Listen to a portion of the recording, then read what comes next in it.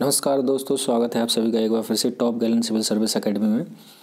आज के इस वीडियो में हम टेस्ट सीरीज़ करेंगे और ये एमपीएसआई और एमपी पुलिस को ओरिएंटेड करके तैयार की गई है। यानी कि यहाँ से जो प्रश्न बनेंगे वो सीधे पूछ लिए जाएंगे एमपीएसआई और एमपी पुलिस की परीक्षाओं में। तो वीडियो को लास्ट तक और टेस्ट सीरीज़ के जितने प्रश्न हैं उनको सारे को करने की कोशिश करें और अपना स्कोर भी काउंट कर सकते हैं।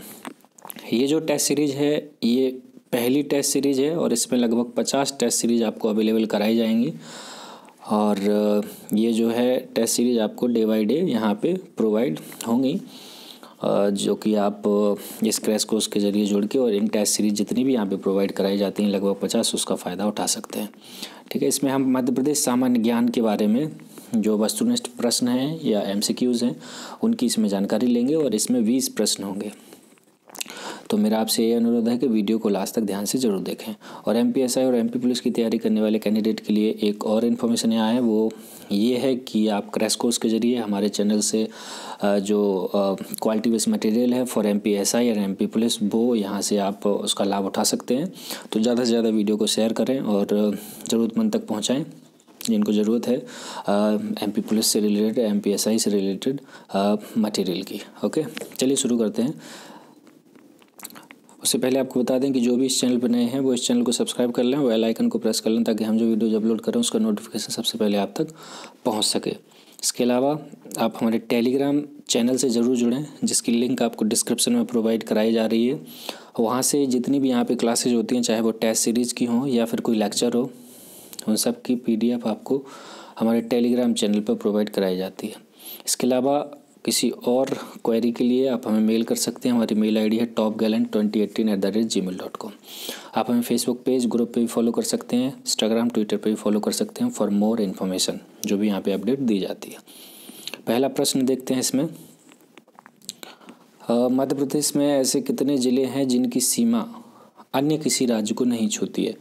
बताना है आपको। 4 ऑप्शन हैं यहाँ पे और 18, 21, 23 या फिर 27। ठीक है, ये तो आपको पता होगा कितने राज्य हैं जिसकी सीमा अन्य राज्यों से छूती है मध्य प्रदेश की, मगर ऐसे कितने हैं जिनकी नहीं छूती है।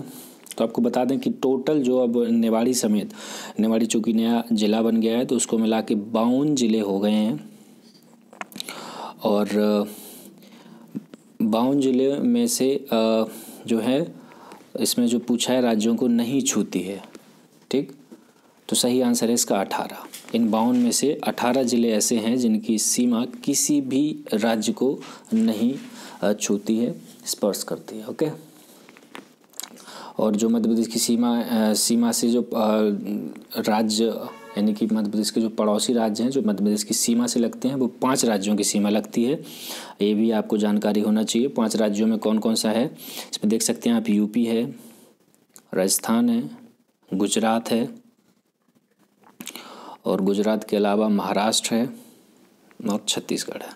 ठीक है, यूपी, राजस्थान, गुजरात, महाराष्ट्र और छत्तीसगढ़, इन 5 राज्यों की सीमा मध्य प्रदेश की सीमा से मिलती है या स्पर्श करती है। ओके, सही आंसर है 18। आगे बढ़ते हैं। मध्य प्रदेश राज्य का उत्तर से दक्षिण विस्तार कितना है? बताना है आपको। मध्य प्रदेश राज्य का उत्तर से दक्षिण 515 है, 605, 710 या फिर 870।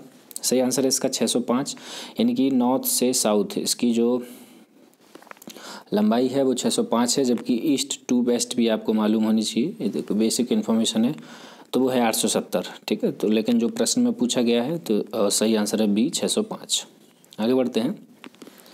भारतीय रिजर्व बैंक के पूर्व गवर्नर रघुराम राजन मध्य प्रदेश के किस स्थान से संबंधित हैं? ये भी इम्पोर्टेंट हो जाता है आपके लिए परीक्षा के पॉइंट ऑफ व्यू से। फिर से मैं बता दूं, यहाँ से सीधे प्रश्न बन सकते हैं, तो ज़्यादा भटकने की ज़रूरत है नहीं। आप अगर टेस्ट सीरीज़ यहाँ से कर रहे हैं तो इसका काफ़ी फ़ायदा होगा, आपको बेनिफिट होगा। चलिए, थर्ड का आंसर है इंदौर, विदिशा, ग्वालियर, भोपाल। इसमें 4 ऑप्शन है, सही आंसर है Bhopal. Bhopal is the right answer of third question. जो रघुराम राजन है, पूर्व गवर्नर रहे हैं जो भारतीय रिजर्व बैंक के, वो भोपाल से हैं। आगे बढ़ते हैं। पाँव पाँव भैया उपनाम से किस व्यक्ति को जाना जाता है? इंपॉर्टेंट हो सकता है आपके लिए। ठीक है, काफ़ी पॉपुलर रहा है ये नाम। कमलनाथ हैं, शिवराज सिंह चौहान, दिग्विजय सिंह, बाबूलाल गौर। सही आंसर है इसका शिवराज सिंह चौहान, पूर्व CM हैं ये मध्य प्रदेश के। आगे देखिए, हरदा जिला किस संभाग के अंतर्गत आता है? जबलपुर, नर्मदापुरम, शहडोल या फिर भोपाल। सही आंसर आपको इसमें बताना है। And the right answer is Narmadapuram. ये जो हरदा जिला है ये नर्मदापुरम के अंतर्गत आता है और कई बार ये प्रश्न पूछा भी गया है जो एमपी के एग्ज़ाम है, पटवारी वगैरह में और पुलिस वगैरह में, तो ये इम्पोर्टेंट हो सकता है, कुछ जानकारी होनी चाहिए। इसके अंतर्गत 3 जिले आते हैं, ठीक है। हरदा तो है, साथ में 2 और हैं, तो टोटल 3। हरदा पहला, दूसरा होशंगाबाद और जो तीसरा है वो है बैतूल। ओके, याद रखिएगा। तो हरदा जिला किस संभाग? नर्मदापुरम, और 2 और है +2, टोटल 3। आगे बढ़ते हैं। पूर्व विंध्य प्रदेश की राजधानी क्या थी? जबलपुर, छतरपुर या फिर रीवा या फिर सतना? तो पूर्व विंध्य प्रदेश की राजधानी जो थी वो थी रीवा। ओके, याद रखिएगा इसे। अमरकंटक से निम्न में से किस नदी का उद्गम नहीं होता है? नर्मदा, सोन, केन या फिर जोहिला? तो अमरकंटक से जो है इसका होता है नर्मदा का, नर्मदा के अलावा सोन का भी होता है, जोहिला का भी होता है। तो रिजेक्शन में हम कर सकते हैं केन इज़ द राइट आंसर। कहाँ से निकलती है केन? कैमूर की पहाड़ी से निकलती है, कैमूर की पहाड़ी। ओके, याद रखिएगा इसे। सही आंसर है 7th का केन नदी। आगे बढ़ते हैं। जबलपुर को संस्कार राजधानी किसने कहा था? यानी कि जो नाम दिया था संस्कार राजधानी वो किसने दिया था? पंडित नेहरू ने, विनोबा भावे, डॉक्टर अम्बेडकर या फिर ये पंडित रविशंकर शुक्ल? तो सही आंसर है इसका विनोबा भावे। विनोबा भावे इन्होंने जबलपुर को संस्कार राजधानी के नाम से पुकारा था और तभी से इनको इसका नामकर्ता माना जाता है। ये भूदान आंदोलन से भी जुड़े रहे, याद रखिएगा, कई बार पूछ लेता है। ओके, विनोबा भावे। आगे बढ़ते हैं।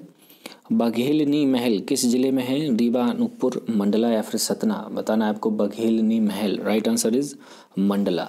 मंडला में है और ये मोती महल में है, मोती महल में। ओके, याद रख सकते हैं बघेलनी महल, मंडला। सीधे यहाँ से प्रश्न बन जाते हैं, आपको फिर से मैं बता रहा हूँ। भारत का हृदय किस जिले को कहा जाता है? बताना है आपको। मध्य प्रदेश में कि बैतूल, विदिशा, सागर, जबलपुर, किसको भारत का हृदय कहा जाता है? राइट आंसर सागर। सागर को भारत का हृदय भी कहा जाता है, जो कि मध्य प्रदेश का एक जिला है। आगे बढ़ते हैं। दो धन बांध किस जिले में बनाया जा रहा है? ओके, किस जिले में बनाया जा रहा है?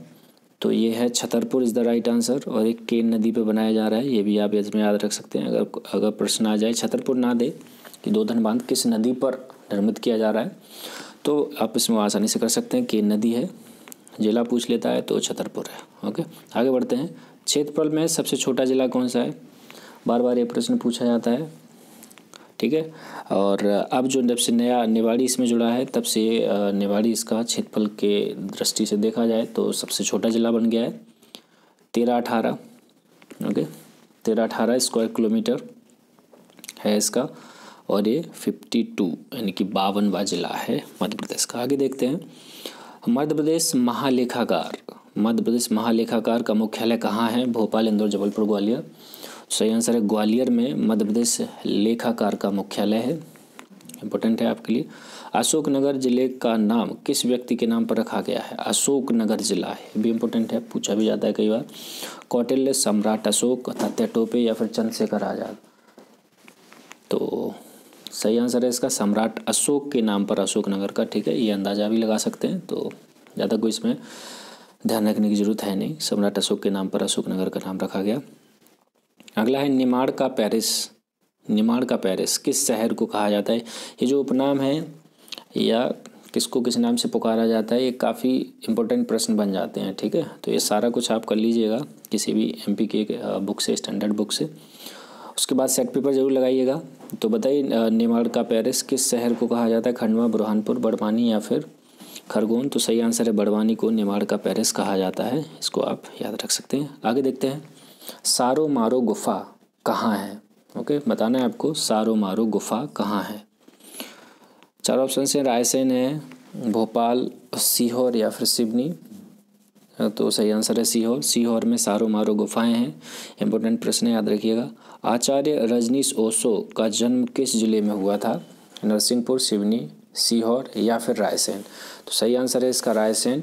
रायसेन में ये जो ओशो हैं, जिनको आचार्य रजनीश जो इनका मूल नाम था, बाद में ओशो के नाम से जाना गया, का जो जन्म हुआ था ये सीहोर में हुआ, इसका सीहोर नहीं, इसका रायसेन में है, इनका जन्म रायसेन में हुआ था। तो the right answer of 17th question is Raisen. Okay, आगे देखते हैं, चिड़ी खोह अभ्यारण्य किस जिले में है?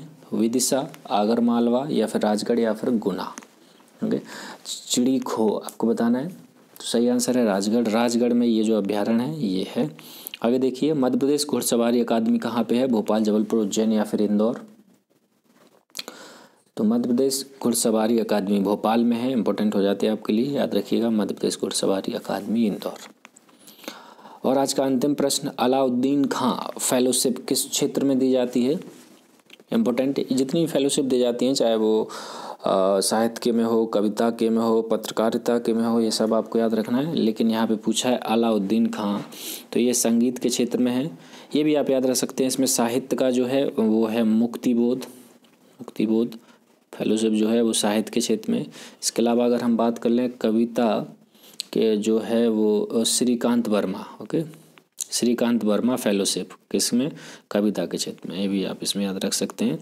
और ये जो है पत्रकारिता के क्षेत्र में, इसमें जो है वो राजेंद्र प्रसाद माथुर फेलोशिप जो है पत्रकारिता के क्षेत्र में दी जाती है।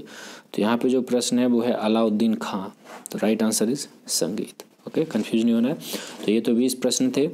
वीडियो अच्छा लगा हो तो लाइक ज़रूर करें, शेयर करें, इसे पहुंचाएं लोगों तक। और फिर से वही कि अगर आप PDF चाहते हो तो हमारे टेलीग्राम चैनल से ज़रूर जुड़ें, जिसकी लिंक आपको डिस्क्रिप्शन में प्रोवाइड कराई जा रही है। मिलते हैं फिर से एक नई वीडियो के साथ, कुछ नए टॉपिक के साथ। तब तक के लिए जय हिंद।